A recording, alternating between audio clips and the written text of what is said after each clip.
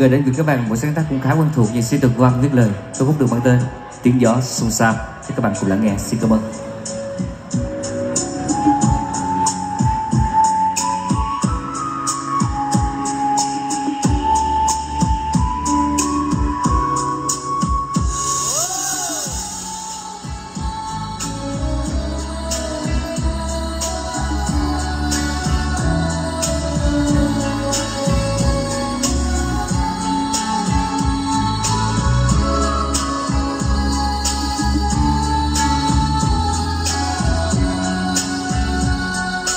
Gió vẫn hát thì thầm đến bên tôi như thật gần.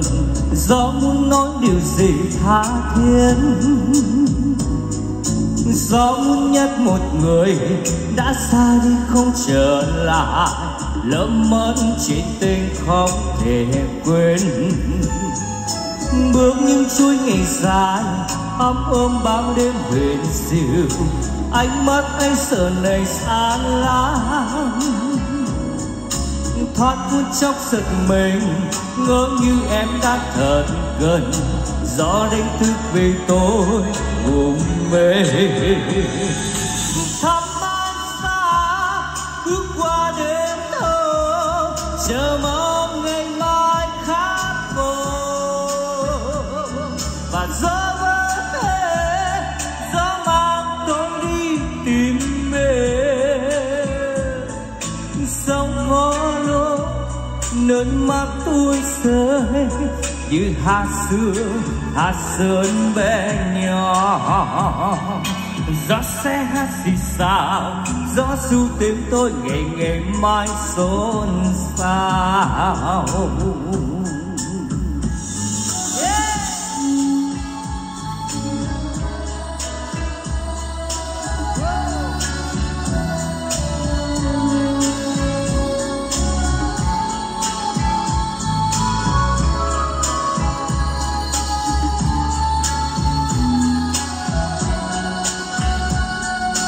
Gió vẫn hát thì thầm đến bên tôi như thật gần.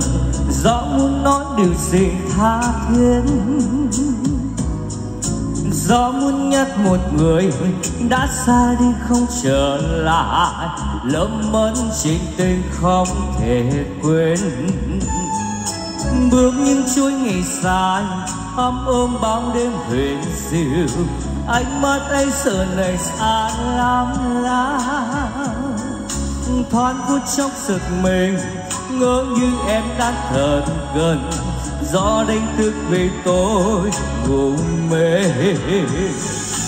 Thăm anh xa bước qua đêm thơ, chờ mong ngày mai khác vời.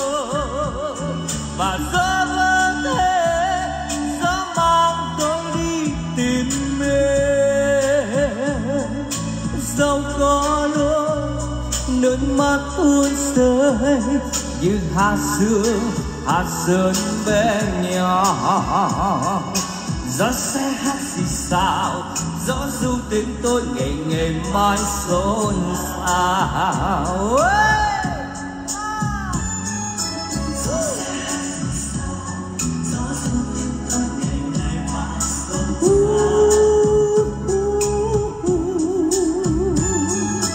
Gió sẽ hát gì sao, gió ru tim tôi ngày ngày mai xôn xao. Come on. Gió sẽ hát gì sao, gió ru tim tôi ngày ngày mai xôn xao.